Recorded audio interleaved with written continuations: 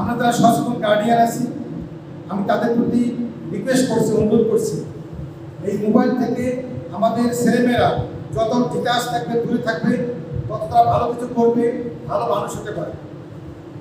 এজন্য আমাদেরকে তাদের সবসময় একটা চুম্বকের মতো, চুম্বক তো বোঝে, চুম্বক কিছু যেমন তামা বলেন, পিতল, এই ধরনের লোহাটাকে আকর্ষণ করে, চুম্বক কাছে থাকতে আকর্ষণ করে।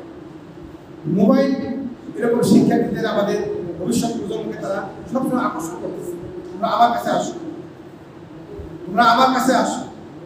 আমাদের শিক্ষার্থীরা দুর্বল মনের কারণে এখানে আকৃষ্ট হয়ে যাচ্ছে। আপনি বাবা মা কতক্ষণ আগলে রাখবেন, একটু সময় পেলে হয়তো আপনার মোবাইলটা, তার মায়ের মোবাইলটা নিয়ে একান্তে সে ব্যবহার করছে, হয়তো ঘরে পড়ছে, পড়াশোনা করতেছে, পড়াশোনার আড়ালে সে ঘরে মোবাইল টিপছে, তার গভীরে হয়তো 12টা 1টা পর্যন্ত পড়াশোনা করতেছে।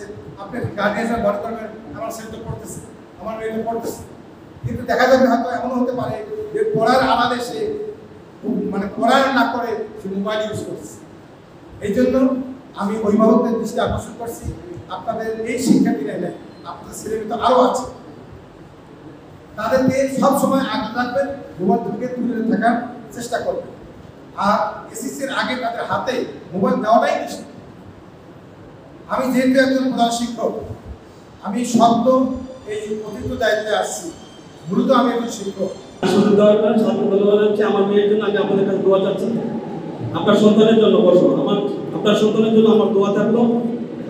আমরা এই ছেলে মেয়েদের যেহেতু এরা মেধা তালিকায় অনেক উপরে, যার জন্য আজকে তারা পুরস্কৃত হচ্ছে, আমি অভিভাবকদের কাছে আশা করব যে আমরা এদের প্রতি একটু যদি গাইড করতে পারি, আমরা একটু তাদের প্রতি নজর রাখতে পারি, তাহলে এদের দ্বারা সমাজের, দেশের, রাষ্ট্রের অনেক কল্যাণ সাধিত হতে পারে।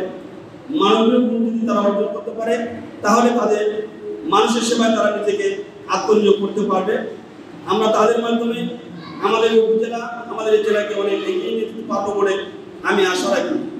আমি সকলের জন্য দোয়া করছি যে তারা সকলে তাদের মেধার বিকাশ ঘটাবে। আজকের এই বিশেষ অনুষ্ঠানে আমি আপনাদের সামনে দাঁড়াতে পেরে উপজেলার শ্রেষ্ঠ শিক্ষার্থী হিসেবে অনেক আনন্দিত ও গর্বিত। আমার এই অর্জন আমার একার নয়, আমার পরিবার ও শিক্ষকরা সঠিক দিক নির্দেশনা দিয়েছেন, তাদের প্রতি আমি আন্তরিক কৃতজ্ঞতা জ্ঞাপন করছি।